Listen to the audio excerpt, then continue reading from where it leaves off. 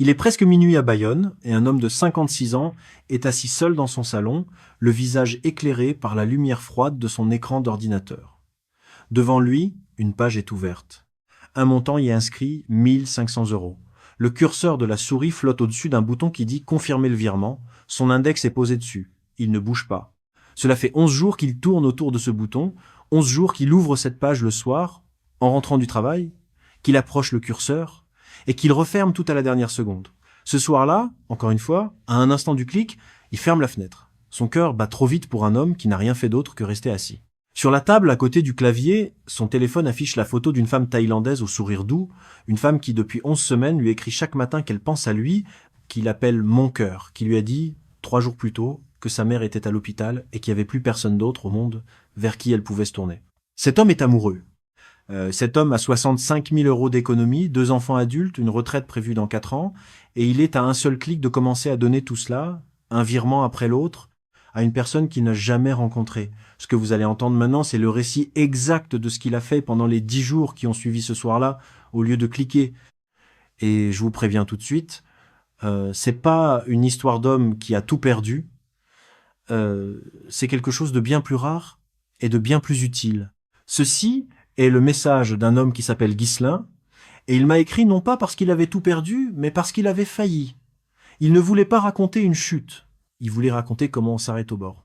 La plupart des messages que je reçois arrivent trop tard, quand l'argent est parti, quand la maison est vendue, quand les enfants ne parlent plus à leur père, quand il ne reste plus que la honte et le silence d'un appartement trop petit. Le message de Ghislain est arrivé pile au bon moment, à l'instant précis, où la plupart des gens ne pensent jamais à demander de l'aide, parce qu'à cet instant précis, ils sont encore persuadés d'être en train de vivre la plus belle chose de leur vie. Ghislain lui a eu une hésitation, une petite voix, 11 jours de doute pendant lesquels quelque chose en lui refusait de cliquer, sans qu'il sache exactement quoi. Et cette hésitation, ce grain de sable dans une machine parfaitement huilée, lui a peu être sauvé bien plus que de l'argent. Ce qu'il a découvert dans les jours qui ont suivi, il l'a découvert pas parce qu'il était plus malin que les autres, ni plus méfiant, ni plus froid. Il l'a découvert parce qu'il a appliqué, l'une après l'autre, 9 vérifications très simples, dont la plupart sont gratuites et prennent quelques minutes, 9 tests que n'importe qui peut faire ce soir sur sa propre situation avant de transférer le moindre centime. Je vais vous les donner tous, dans l'ordre exact où Ghislain les a fait. Je vais vous montrer, pour chacun, ce qu'il cherchait, pourquoi ça marche, ce qu'il a trouvé, et ce que vous devez en tirer pour vous-même. Parce que si vous regardez cette vidéo en ce moment précis, il y a une raison. Peut-être que vous connaissez un Ghislain, peut-être que vous êtes un Ghislain, peut-être qu'à cette heure-ci, une page de virement est ouverte quelque part sur un autre écran, avec un montant dessus, et un doigt qui hésite. Restez avec moi jusqu'au bout. C'est 10 minutes pour être les plus rentables de votre vie. Et voici, avec ces mots à lui, ce qu'il a fait. Si vous appréciez les histoires que je raconte, pensez à cliquer sur le bouton « S'abonner ». Votre soutien est essentiel pour la croissance de cette chaîne et m'aide à consacrer du temps à la réalisation de ces vidéos, malgré mon engagement dans un emploi à temps plein. Merci d'être là. Je m'appelle Ghislain, et avant de vous raconter ce que j'ai fait, il faut que je vous explique dans quel état d'esprit j'étais, parce que sinon vous allez me prendre pour un imbécile, et vous aurez tort, et ce serait dangereux pour vous de me prendre pour un imbécile. Parce que si vous vous dites « moi ça ne m'arriverait jamais, je suis trop intelligent pour ça », alors vous êtes exactement la personne à qui ça va arriver. J'ai 56 ans. Je suis commercial dans une entreprise qui vend du matériel de construction, un métier où on passe sa vie à lire les gens, à sentir quand quelqu'un ment, à repérer le client qui bluffe. Je me croyais bon à ce jeu-là, je suis divorcé depuis 8 ans, mes 2 enfants sont grands, Océane a 20 ans, Johan en a 26, on s'entend bien, mais ils ont leur vie. Et le soir, quand je rentre dans mon appartement en location, il n'y a personne. Il n'y a pas de bruit. Il y a la télévision que j'allume juste pour entendre une voix humaine. Voilà d'où je partais. Un homme qui gagne correctement sa vie, 3 200 € par mois, avec un peu plus de 60 000 € de côté pour ses vieux jours, et un vide le soir qu'aucun chiffre sur un compte en banque ne remplit. C'est dans ce vide-là qu'elle est arrivée. Je l'ai rencontrée sur une application de rencontre il y a 11 semaines quand tout a commencé. Elle s'est présentée sous un prénom, un surnom en réalité, qu'elle m'a dit être celui que ses proches utilisaient et que je vais garder pour moi tout au long de ce récit parce que je ne veux accuser personne nommément. Et vous allez comprendre pourquoi à la fin, appelons-la simplement Anong. Elle était belle, d'une beauté simple, pas provocante, Une femme d'une trentaine d'années avec un sourire qui donnait l'impression qu'elle vous connaissait depuis toujours. Elle disait vivre à Chiang Mai, dans le nord de la Thaïlande, travailler dans un petit hôtel, élever seule sa vie, après une histoire qui avait mal fini. Elle s'intéressait à moi. Voilà le mot, le seul qui compte. Elle s'intéressait. Elle me demandait comment s'était passée ma journée, si j'avais bien dormi, ce que j'avais mangé, ce que je ressentais quand mes enfants ne rappelaient pas. Elle se souvenait de tout. Le nom de mon chef, la douleur que j'avais au genou, le prénom de ma fille. Quand ma journée avait été mauvaise, il y avait un message qui m'attendait le soir. Et ce message me faisait plus de bien que je ne veux l'avouer. Pendant 11 semaines, je me suis senti moins seul que pendant les 8 années précédentes. Alors le jour où elle m'a écrit, en larmes, que sa mère venait d'être admise à l'hôpital, que les soins coûtaient une somme qu'elle n'avait pas, et qu'elle avait honte, tellement honte, de m'en parler, mais qu'elle ne savait plus vers qui se tourner, mon premier réflexe n'a pas été le doute. Mon premier réflexe a été de vouloir la sauver. Le montant qu'il fallait, c'était 1500 €. Et pendant 11 jours, chaque soir, j'ai ouvert la page pour les envoyer. Ce qui m'a arrêté, c'était pas de l'intelligence. C'était une gêne. Une petite chose qui coinçait, sans nom. Et un soir, en cherchant toute autre chose, je suis tombé par hasard sur une vidéo de cette chaîne, une histoire d'un homme qui avait perdu bien plus que ce que je m'apprêtais à donner. Et en l'écoutant, j'ai reconnu des phrases. Pas des phrases proches, les mêmes. La mère malade. La honte de demander. Le sentiment d'être le seul recours. J'ai eu froid dans le dos. Alors, au lieu de cliquer, j'ai décidé de faire quelque chose que je n'avais jamais fait. Au lieu de me demander si je devais l'aider, je me suis demandé si elle existait vraiment. Et j'ai commencé à vérifier. Méthodiquement, comme je vérifie un dossier client douteux, 9 vérifications sur 10 jours. Voici la première. La première chose que j'ai faite, et c'est celle par laquelle vous devez commencer vous aussi, c'est la plus simple, la plus rapide, la plus gratuite. J'ai vérifié ces photos. Anong m'avait envoyé, au fil des semaines, 5 photographies d'elle. Une devant un temple, une dans ce qu'elle disait être sa chambre, une en tenue de travail, une au marché, une au bord d'une rivière. Je les regardais souvent. Ce soir-là, je les ai enregistrées et j'ai fait ce qu'on appelle une recherche d'image inversée. Le principe est enfantin. Au lieu de taper des mots pour trouver une image, vous donnez une image à un moteur de recherche et il vous dit où ailleurs sur Internet cette même image apparaît. J'ai utilisé 3 outils parce que ils ne trouvent pas les mêmes choses. D'abord, Google Images en glissant simplement la photo dans la barre de recherche. Ensuite, un moteur russe qui s'appelle Yandex, dont on m'avait dit qu'il était particulièrement redoutable pour reconnaître les visages, bien plus que les autres. Et enfin, un service spécialisé nommé Tinai qui cherche les copies exactes d'une image et vous dit depuis combien de temps elle traîne en ligne. 3 outils, quelques minutes, aucun euro dépensé. Je pensais honnêtement que j'allais être rassuré. Je pensais que ces photos étaient les siennes, banalement, et que je pourrais reprendre ma vie et envoyer mon argent la conscience tranquille. C'est pas ce qui s'est passé. Sur Yandex, 2 des 5 photos sont remontées, pas sur des sites obscurs, non. Sur un profil public d'une jeune femme de Bangkok, une femme qui utilisait un tout autre prénom que celui qu'Anong m'avait donné, et dont les publications remontaient à 4 ans avant le jour où Anong et moi nous étions rencontrés.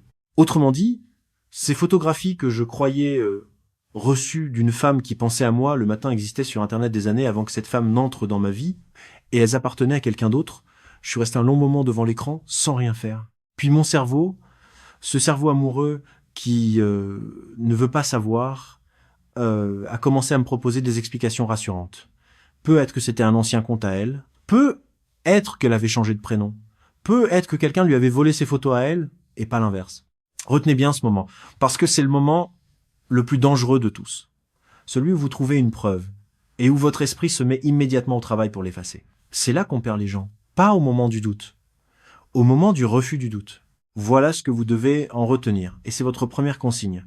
Prenez les photos que cette personne vous a envoyées, toutes, et passez-les dans ces 3 outils, ce soir. Si une seule photo apparaît ailleurs, sous un autre nom, ou sur des publications plus anciennes que votre relation, mettez-vous en état de vigilance maximale. Si plusieurs photos apparaissent ailleurs, alors ce n'est plus de la vigilance, c'est une quasi-certitude, et vous devez arrêter tout transfert immédiatement, dès cet instant, avant même de continuer à regarder cette vidéo. Une femme sincère avec qui vous construisez quelque chose de réel aura des photos qui sont les siennes, prises par elle, qui n'apparaissent nulle part ailleurs sous un autre nom. C'est aussi simple que ça. 5 minutes. Gratuit. Et pour beaucoup d'entre vous, cette seule vérification suffira à tout arrêter. Moi, elle m'a pas suffi. Parce que je voulais encore y croire. Alors je suis passé au deuxième test. Le deuxième test, c'est celui de l'appel vidéo en direct, imprévu, et il est redoutable, parce qu'il ne peut pas être préparé à l'avance. Voici le principe. Anong et moi, nous étions déjà parlé en vidéo 2 ou 3 fois, des appels toujours convenus la veille, à une heure fixée d'avance. Elle était toujours belle, toujours souriante, toujours de face, mais un appel prévu, ça peut se préparer. Ce que je n'avais jamais fait, c'était d'exiger un appel maintenant, sans prévenir, avec 2 conditions précises. Première condition, qu'elle bouge, qu'elle se lève, qu'elle promène la caméra autour d'elle, qu'elle me montre la pièce, la fenêtre, la porte, la rue en bas. Deuxième condition, qu'elle fasse, sur ma demande, à l'instant, un geste que je choisis au moment même, un geste qu'aucune vidéo enregistrée à l'avance ne peut deviner. Par exemple, lève ta main gauche et pose-la sur ta joue ou tourne la tête vers la fenêtre et dis-moi ce que tu vois. La raison est simple à comprendre. Beaucoup de ces personnes n'utilisent pas leur propre visage. Elles diffusent des vidéos enregistrées ou détournent le flux d'une autre personne ou se cachent derrière des artifices. Rien de tout cela ne peut obéir à une demande imprévue en temps réel. Une vidéo enregistrée ne lèvera pas la main gauche parce que vous venez de le demander. J'ai donc écrit à Anong un soir, à une heure où, d'après ce qu'elle m'avait raconté, elle aurait dû être libre, et je lui ai proposé un appel tout de suite. Elle a refusé. Poliment, tendrement, avec une bonne raison. Elle était encore au travail. 2 jours plus tard, j'ai réessayé. Nouveau refus. Sa famille était présente. Elle ne pouvait pas parler librement. Une 3e fois. La connexion était trop mauvaise ce soir-là. Elle ne voulait pas que notre premier vrai long appel soit gâché par une mauvaise image. Elle tenait trop à moi pour ça. Chaque refus pris isolément était parfaitement crédible. C'est ça le piège. C'est jamais un refus énorme et évident. C'est une petite excuse raisonnable, 3 fois de suite, chacune impeccable, et c'est seulement quand on les met côte à côte qu'on voit le mur. Quand, enfin, un appel a fini par avoir lieu, elle était de face, comme toujours, immobile, dans une lumière qui ne changeait jamais, et quand je lui ai demandé, gentiment, de se lever pour me montrer sa chambre, elle a ri, elle a dit qu'elle était mal habillée, que c'était pas rangé, qu'elle avait honte, et elle n'a pas bougé. Elle n'a jamais bougé. Là encore, mon esprit amoureux a cherché des excuses. Elle est timide, elle est pudique, c'est culturel. Elle a peu être vraiment honte de son logement modeste.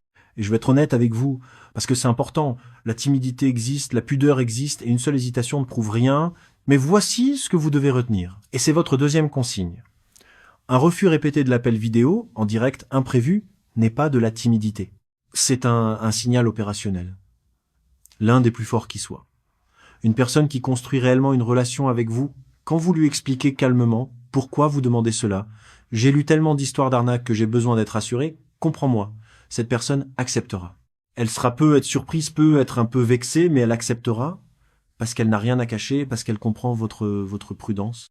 Celle qui multiplie les excuses, qui ne se lève jamais, qui reste éternellement de face dans la même lumière figée, celle-là vous envoie un message que votre cœur refuse de lire. Demandez l'appel, demandez le mouvement, demandez le geste imprévu, et observez non pas ce qu'elle dit, mais ce qu'elle fait. Moi, après 3 refus et un appel figé, j'aurais dû comprendre. J'ai pas compris.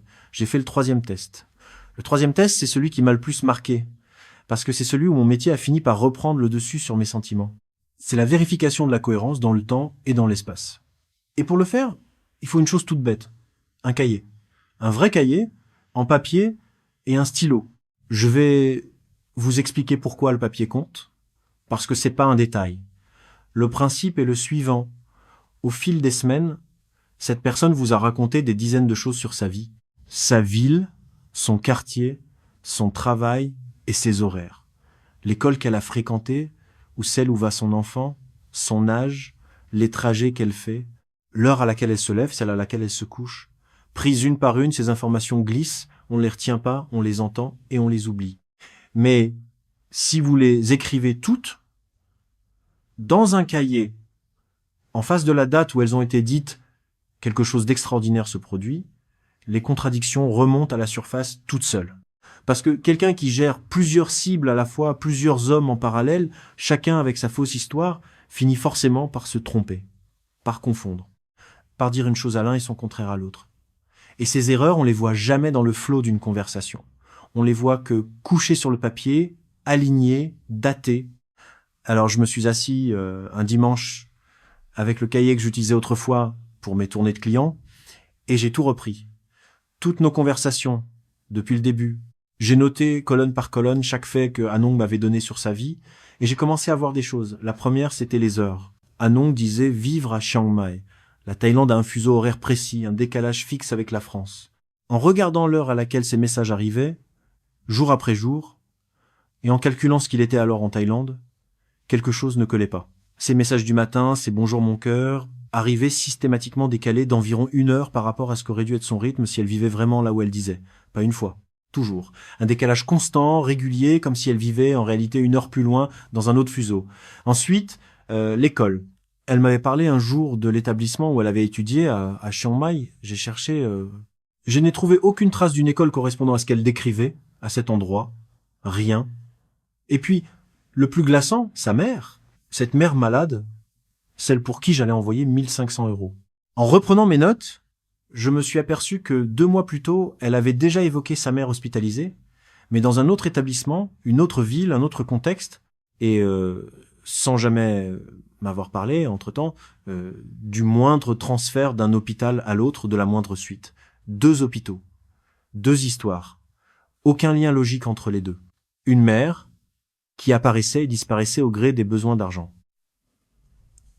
Je vous laisse imaginer ce que j'ai ressenti. C'était plus une impression. C'était écrit de ma main sur le papier. Et voici votre 3e consigne. La plus importante peut être de toutes celles que je vais vous donner, prenez des notes, systématiquement par écrit. Pas dans votre tête. Sur du papier. Notez chaque fait, chaque date, chaque lieu, chaque horaire. Les incohérences n'existent pas tant que vous ne les avez pas écrites, elles n'apparaissent qu'au moment où vous alignez les faits. Votre mémoire, elle, arrondit les angles, remplit les trous, excuse les contradictions, parce que votre mémoire est amoureuse, elle aussi. Le papier, lui, ne tombe amoureux de personne. Une relation authentique résiste sans le moindre problème à cet examen. Une vraie vie est cohérente, les heures collent, les lieux existent, les histoires ne se contredisent pas d'un mois sur l'autre. Une fausse vie, elle, se fissure dès qu'on la met par écrit. J'avais désormais 3 signaux, tous négatifs. Un homme raisonnable se serait arrêté là. Mais j'étais encore quelque part en train d'espérer qu'un miracle allait tout expliquer. Alors j'ai fait le 4e test. Le 4e test, c'est l'examen de l'empreinte numérique. Et il repose sur une vérité toute simple de notre époque. Aujourd'hui, on laisse tous des traces. Une femme qui a vécu 30 ou 40 ans dans le monde d'aujourd'hui a forcément une existence numérique ancienne et riche.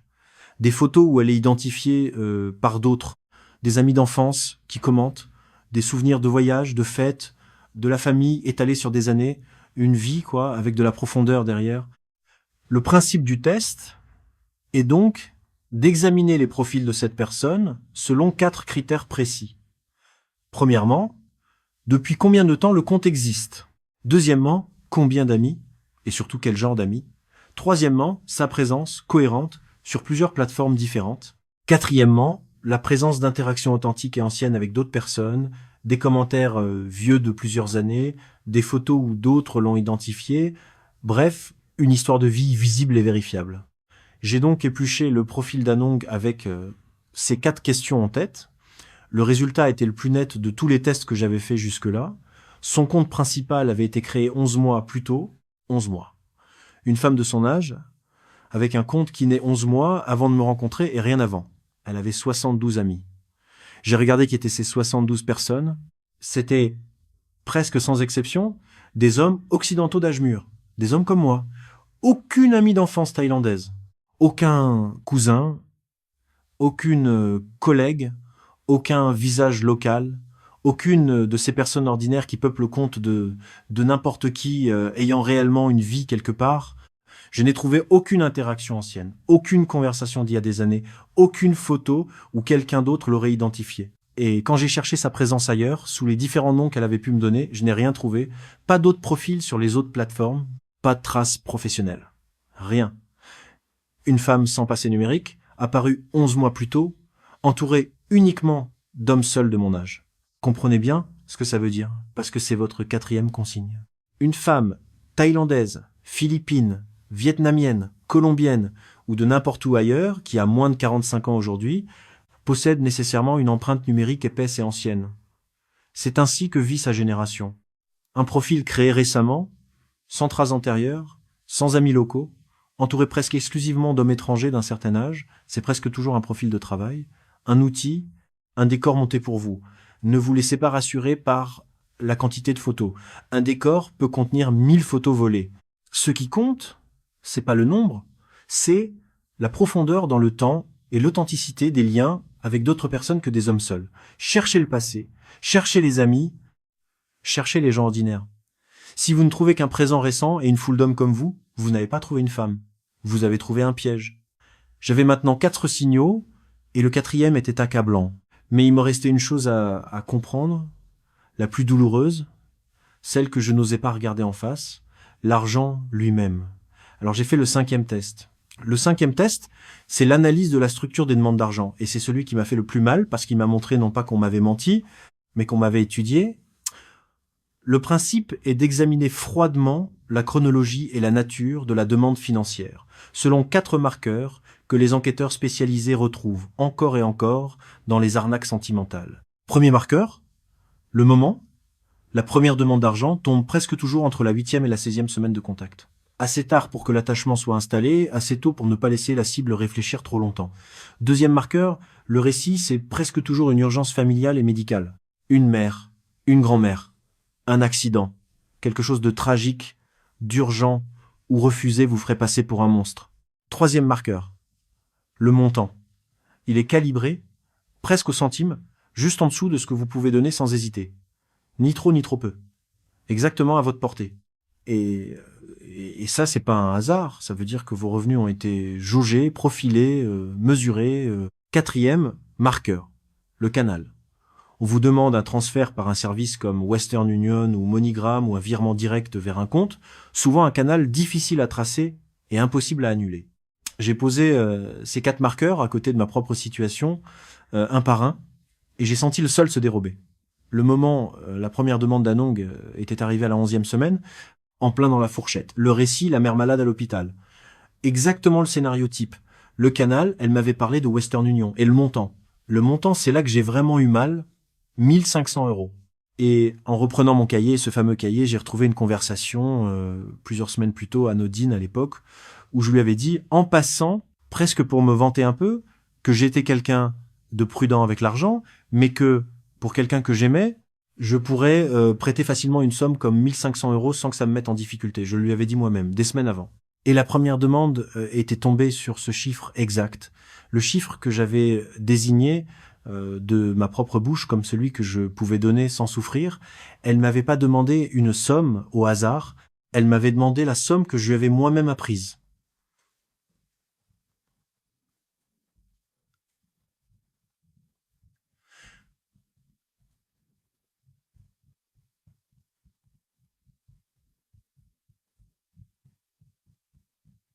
Elle m'avait demandé la somme que je lui avais moi-même apprise.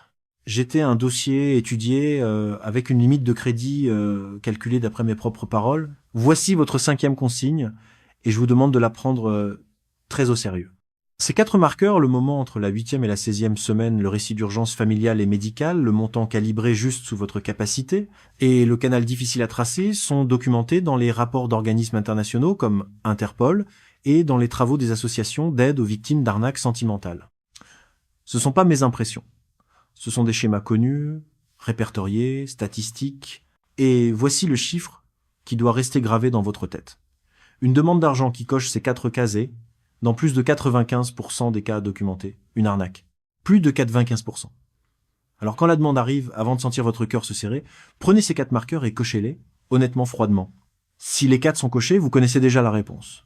J'avais désormais 5 tests, 5 signaux, tous négatifs, dont un qui m'avait montré que j'avais moi-même donné la mesure de mon propre piège. À ce stade, je n'étais plus dans le doute. J'étais dans le déni qui s'effondre. Mais je voulais des preuves, pas des signaux. Des preuves. Alors, j'ai décidé de dépenser un peu d'argent, non pas pour elle, mais pour connaître la vérité. et c'est là qu'intervient le 6e test. Le 6e test est le premier qui coûte un peu d'argent, mais une somme dérisoire au regard de ce qui est en jeu. Et c'est celui qui transforme les soupçons en certitude documentée. Le principe: commander une vérification d'identité et de situation auprès d'une agence privée sérieuse ou d'un avocat local reconnu, en Thaïlande, sur place. Ce genre de professionnel peut vérifier des choses que vous, depuis la France, ne pourrez jamais vérifier. L'identité réelle de la personne à partir de ses papiers officiels. Son statut, célibataire, marié, divorcé, son adresse réellement déclarée, parfois sa profession. Le coût de ce genre de prestation se situe en général entre 150 et 500 euros. Le délai, entre 2 et 5 jours ouvrables. Réfléchissez une seconde à ce rapport. Quelques centaines d'euros, quelques jours, pour savoir avec certitude si la femme à qui vous vous apprêtez à donner des milliers d'euros existe telle qu'elle le prétend. Pour trouver ce professionnel, j'ai fait quelque chose de simple, et je vous le recommande, je suis allé chercher des recommandations sérieuses. Dans les commentaires d'une vidéo antérieure de cette même chaîne, un cabinet francophone avait été cité par plusieurs personnes. J'ai aussi appris qu'il existe, auprès de l'ambassade de France en Thaïlande, une liste d'avocats francophones que l'on peut consulter, une liste officielle, un point de départ fiable quand on ne connaît personne sur place. J'ai fini par mandater un cabinet dont l'avocat que j'ai eu au téléphone se présentait sous le nom de Maître Chalermchai Boonprazert. Je lui ai transmis le nom complet que Anong m'avait fini par donner, ainsi que les éléments dont je disposais, et 4 jours plus tard, j'ai reçu la réponse qui a tout changé. Le cabinet m'a écrit que la femme portant le nom qu'Anong m'avait fourni existait bel et bien dans les registres officiels. C'était une vraie personne. Mais cette vraie personne était mariée depuis 8 ans. Elle était mère de 2 enfants. Elle vivait à Bangkok et non à Chiang Mai. Et surtout, la photographie officielle de cette femme, que le cabinet m'a transmise avec son accord dans le cadre de sa prestation, ne correspondait absolument pas au visage qu'Anong m'avait montré pendant 11 semaines. Le visage dont j'étais tombé amoureux n'était pas celui de la femme dont on m'avait donné le nom. Le nom appartenait à une inconnue mariée de Bangkok, le visage appartenait à cette jeune femme dont j'avais retrouvé les photos volées lors du premier test. Et la voix, le sourire, les bonjours mon cœur, appartenaient à je ne sais qui, quelque part, qui manœuvrait tout cela derrière un écran. 3 personnes différentes, au moins, assemblées pour fabriquer la femme que j'aimais. J'ai posé le téléphone, et je suis resté longtemps dans le noir. Votre 6e consigne est une simple question de bon sens, mais un bon sens que la solitude et l'espoir font oublier. Dépenser 200, 300, 500 euros pour vérifier avant de transférer 1500 euros, puis 3000, puis 15 000, puis être toutes vos économies, c'est pas une dépense. C'est l'investissement le plus rationnel de votre vie. Personne de sensé ne signerait l'achat d'une maison sans la faire visiter par un expert. Vous vous apprêtez être à donner l'équivalent d'une petite maison à une personne que vous n'avez jamais touchée, faites-la vérifier, passez par un avocat ou une agence reconnue, trouvée par une recommandation fiable ou par la liste de l'ambassade, jamais par un ami que la personne elle-même vous présenterait. J'avais maintenant, en plus de mes signaux, une preuve documentée d'usurpation d'identité. Mais il me restait une question. Et l'urgence elle-même, et cette mère à l'hôpital, cette mère pour qui tout avait commencé? Alors j'ai demandé au cabinet de vérifier aussi cela. C'est le 7e test. Le 7e test découle directement du 6e, et il consiste à vérifier indépendamment la réalité des urgences invoquées pour vous demander de l'argent. Le principe est d'une logique implacable. Une vraie urgence laisse une trace réelle. Si une mère est réellement hospitalisée, l'hôpital a un dossier d'admission. Si un frère a réellement eu un accident, la police locale a un enregistrement.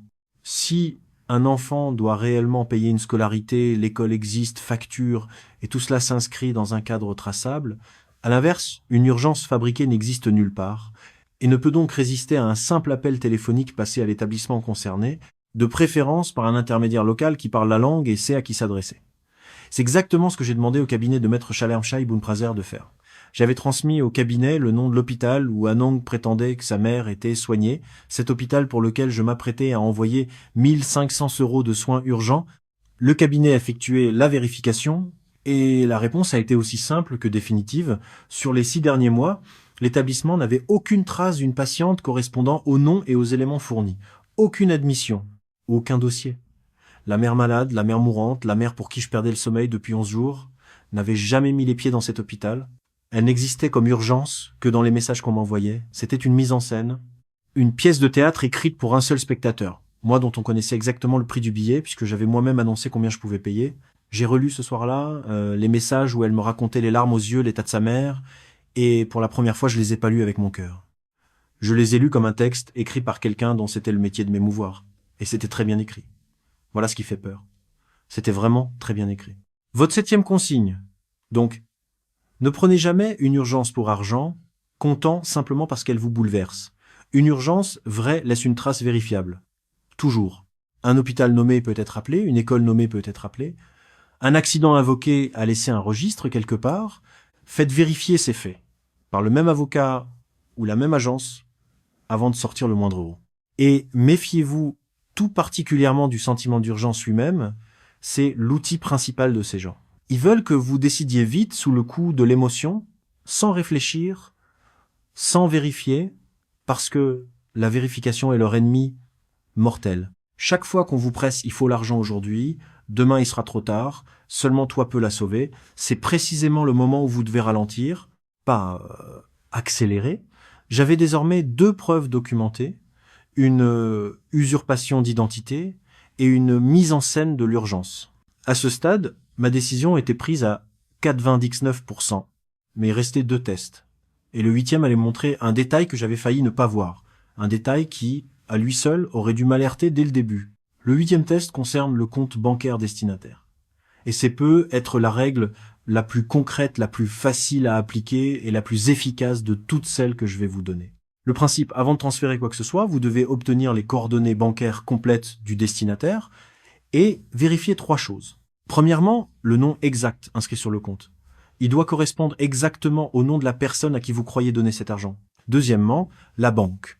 S'agit-il d'une banque locale légitime, ou d'un compte à l'étranger, ou d'un compte appartenant à un tiers? Troisièmement, la cohérence géographique. Une femme qui prétend vivre à Chiang Mai devrait, logiquement, avoir un compte dans une agence de sa région, et non ailleurs. Quand est venu le moment concret d'organiser le transfert, Anonk m'a envoyé les coordonnées pour un virement international, par le service Wise, un moyen courant et parfaitement légal en soi. Mais le compte sur lequel je devais envoyer l'argent n'était pas à son nom. Il était au nom d'une autre personne. Quand je lui ai fait remarquer, elle a eu une réponse toute prête, fluide, immédiate. C'était le compte de sa sœur, qui s'occupait des paiements de maman, parce qu'elle-même, dans cette période difficile, n'avait pas la tête à gérer ces choses. Sur le moment, présenté comme ça semblait presque touchant. Une sœur solidaire qui gère l'intendance pendant que l'autre pleure au chevet de leur mère. Mais posez-vous la question froidement, pourquoi l'argent destiné aux soins d'une mère, demandé par une fille, devrait-il atterrir sur le compte d'une 3e personne? Un virement vers un compte tiers, dans un contexte d'urgence familiale, est un marqueur classique d'arnaque. Et il y a pire, il rend tout recours ultérieur presque impossible. Le jour où vous comprenez que vous avez été trompé et vous voulez porter plainte, retrouver l'argent, agir, le fait que la somme soit partie sur le compte d'un inconnu, au nom différent, brouille toutes les pistes et vous laisse sans prise. Votre 8e consigne est une règle unique, simple, absolue, et je vous demande de la retenir par cœur car elle arrête à elle seule une immense proportion des arnaques.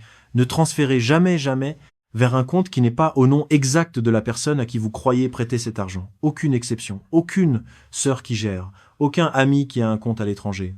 Aucun, c'est plus simple comme ça.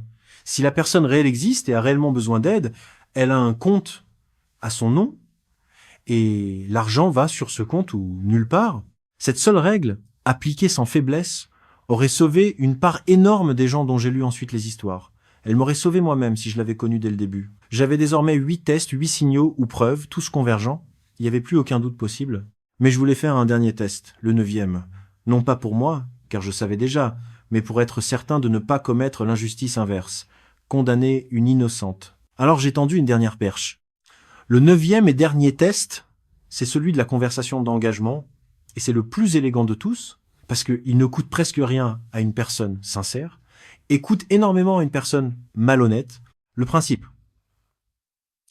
Proposer à la personne un engagement concret, quelque chose qui augmente considérablement le coût du mensonge tout en étant parfaitement naturel et facile pour quelqu'un d'authentique.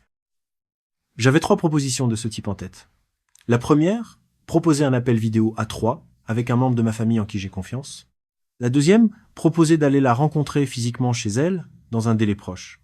La troisième, proposer de la présenter à un ami de confiance vivant sur place, en Thaïlande. Ces 3 propositions ont un point commun. Une personne sincère les accueille avec joie, parce qu'elles vont dans le sens d'une relation qui se construit. Une personne malhonnête les fuit, parce que chacune d'elles fait entrer un témoin, une réalité, une confrontation qu'elle ne peut pas se permettre. J'ai commencé par la première. J'ai proposé à Anong un appel vidéo à 3 sur Skype avec ma fille Océane, qui parle un anglais courant et pourrait donc échanger directement avec elle. Je lui ai présenté ça comme une belle chose. Je voulais que la femme de ma vie rencontre ma fille, même à distance, même par un écran. Anong a refusé. Elle était trop timide, disait-elle, avec les nouvelles personnes. Elle ne se sentait pas prête à parler à ma fille. Elle avait peur de ne pas être à la hauteur, de mal parler, de faire mauvaise impression. Une excuse encore présentée avec douceur. Alors je suis passé à la deuxième proposition. Je lui ai dit que j'avais envie de venir la voir en vrai à Chiang Mai dans 3 semaines, que je pouvais poser des congés, prendre un billet, venir la serrer dans mes bras et rencontrer cette mère malade dont je m'inquiétais tant. La réponse est arrivée vite. Impossible dans les semaines à venir, un contrat de travail urgent l'appelait justement à Bangkok, elle serait débordée, ce ne serait pas le bon moment, plus tard, bientôt, quand tout serait plus calme. Chaque porte que j'ouvrais vers le réel, elle la refermait avec une raison différente. Jamais un oui viens, jamais un oui, présente-moi ta fille. Toujours un empêchement. Votre 9e consigne, donc proposez au moins l'un de ces 3 engagements, et observez la réponse, non pas les mots, mais le fond, un appel à 3 avec un de vos proches, une visite chez elle dans un délai proche, une présentation à un ami de confiance sur place. Si aucun de ces engagements n'est accepté, si chacun se heurte à une nouvelle excuse, aussi tendre soit-elle, alors vous avez tous les éléments dont vous avez besoin, et vous n'avez plus à hésiter. Car retenez ceci, qui est le cœur de tout, une personne sincère cherche l'engagement, c'est le sens même d'une relation vraie qui se construit, on veut se rapprocher, se rencontrer, mêler ses proches, entrer dans le réel de l'autre. Celui qui aime veut réduire la distance. Celui qui arnaque veut la maintenir éternellement, parce que la distance est son seul refuge. Une personne pour qui chaque pas vers le réel est un problème, un obstacle, une menace, n'est pas timide. Elle est en train de vous protéger d'une vérité que vous ne voulez pas voir, qu'il n'y a personne au bout à rencontrer. Alors, voilà où j'en étais, au terme de ces 10 jours. Faisons le compte, calmement, comme je l'ai fait moi-même ce soir-là, mon cahier ouvert devant moi. J'avais appliqué 9 tests. 7 d'entre eux avaient produit des signaux négatifs, forts ou très forts, les photos volées, le refus de la vidéo en direct, les incohérences de temps et de lieu, l'empreinte numérique creuse et récente, la structure parfaite des demandes d'argent, le compte bancaire au nom d'un tiers et le refus de tout engagement réel. 2 autres tests, ceux que j'avais confiés au cabinet en Thaïlande, avaient produit non pas des signaux mais des preuves documentées. Une usurpation d'identité caractérisée et une mise en scène de l'urgence médicale. 9 tests. Aucun, pas un seul, ne venait contredire les autres. Ils pointaient tous dans la même direction. Il y avait plus de peut-être. Il y avait plus d'histoire d'amour. Il y avait un dossier monté par des professionnels et un homme seul de 56 ans qui avait failli en être la ligne comptable suivante. Alors, j'ai pris mes décisions et je vais vous les dire parce qu'elles font partie de la méthode autant que les tests. Premièrement, je n'ai transféré aucun argent. Pas un euro. Ni les 1500 demandés, ni rien d'autre, jamais. Deuxièmement, j'ai cessé toute correspondance. Je n'ai pas cherché à confronter, à faire des reproches, à demander des explications, parce que on n'obtient jamais rien de ces confrontations, sinon de nouvelles manipulations, de nouvelles larmes, de nouvelles excuses conçues pour vous rattraper. J'ai simplement coupé. Le silence est la seule réponse qui fonctionne. Troisièmement, j'ai signalé le profil sur l'application de rencontre où tout avait commencé, pour qu'un autre homme, demain, tombe peu, être sur un avertissement au lieu de tomber amoureux. Quatrièmement, j'ai rassemblé les preuves documentées que le cabinet m'avait fournies et je les ai transmises à une association d'aide aux victimes d'arnaques sentimentales, de celles qui alimentent des bases de données de profils frauduleux pour que ma mésaventure serve à protéger d'autres personnes. Et là, je veux vous donner des points d'appui concrets. En France, parce que c'est bien beau de dire signaler, encore faut-il savoir où. Si vous êtes en France et que vous pensez être visé par une escroquerie de ce genre, vous pouvez contacter la plateforme Info Escroquerie, un service gratuit tenu par des policiers et des gendarmes, au numéro 0805 805 810 à 7, du lundi au vendredi, de 9h à 10 à 8h30. Vous pouvez aussi effectuer un signalement ou déposer plainte en ligne pour ce type d'escroquerie sur Internet via la plateforme officielle prévue à cet effet, que l'on nomme ZZE. Pour obtenir des conseils et de l'aide sur les questions numériques, il existe le site public cybermalveillance.fr .gouv.fr. Et si vous avez besoin d'un soutien plus humain, plus large en tant que victime, le numéro national d'aide aux victimes, mis en place par le ministère de la Justice et animé par le réseau France Victimes, est le 106 006. Enfin, pour signaler un contenu ou un profil manifestement illicite en ligne, il existe la plateforme Pharos. Notez ces points d'appui. Ils sont gratuits, ils sont officiels, et ils existent précisément pour des situations comme la vôtre. Maintenant, parlons des chiffres, parce que c'est là que se trouve le vrai message de tout ce que je vous raconte. Combien m'a coûté cette démarche de vérification? En tout, environ 320 €. C'est le prix de la prestation du cabinet en Thaïlande, plus quelques heures de mon temps, un dimanche passé avec un cahier, quelques soirs à faire des recherches d'images et à examiner un profil. 320 € et un peu de patience. Et qu'est-ce que ça m'a évité? Immédiatement 1500 € que j'ai pas envoyés. Mais ça, ce n'est rien. Ce n'est que la première demande. Car si j'avais transféré ces 1500 €, il n'y aurait pas eu une demande. Il y en aurait eu une deuxième, puis une troisième. Une opération sur la mer, puis une complication, puis les frais d'une autre urgence, puis un problème de visa, puis un billet d'avion pour venir me voir qui n'aurait jamais abouti, puis un empêchement de dernière minute qui aurait coûté encore. C'est toujours ainsi que ça se passe. D'après ce que l'on observe dans les autres dossiers, dans les autres histoires que raconte cette chaîne, un homme dans ma situation, qui commence à transférer, finit par donner, sur 12 à 24 mois, entre 15 000 et 50 000 €, parfois davantage, parfois toutes ses économies, parfois sa maison, parfois un crédit qu'il traîne ensuite pour le restant de ses jours. Faisons donc le calcul, ce calcul que je veux que vous reteniez par-dessus tout. J'ai dépensé environ 320 € pour éviter une perte probable de 15 000 à 50 000 €. Cela veut dire que chaque euro dépensé à vérifier m'en a fait économiser entre 50 et 200. Un rapport de 1 à 50 dans le pire des cas, de 1 à 200 dans le meilleur. Y a-t-il, dans toute votre vie, beaucoup de décisions qui offrent un tel rendement? Non, il n'y en a aucune. Voilà pourquoi je dis, et c'est le message central de tout ce récit. Vérifier avant de transférer n'est pas une dépense, ni une perte de temps, ni un manque de romantisme. C'est la meilleure décision financière que vous prendrez jamais. Et pour beaucoup d'entre vous, ce sera aussi la meilleure décision tout court, parce que ce que ces gens vous prennent au fond, c'est pas seulement de l'argent, c'est votre confiance. C'est votre capacité à aimer de nouveau. C'est votre relation avec vos enfants, quand ils comprennent ce que vous avez fait. C'est des années de votre vie et de votre santé, rongées par la honte. 300 € pour éviter tout cela. Réfléchissez-y. Maintenant, je vais vous laisser avec une liste courte que vous pourrez garder en tête même sans jamais revoir cette vidéo. Les 9 vérifications, dans l'ordre.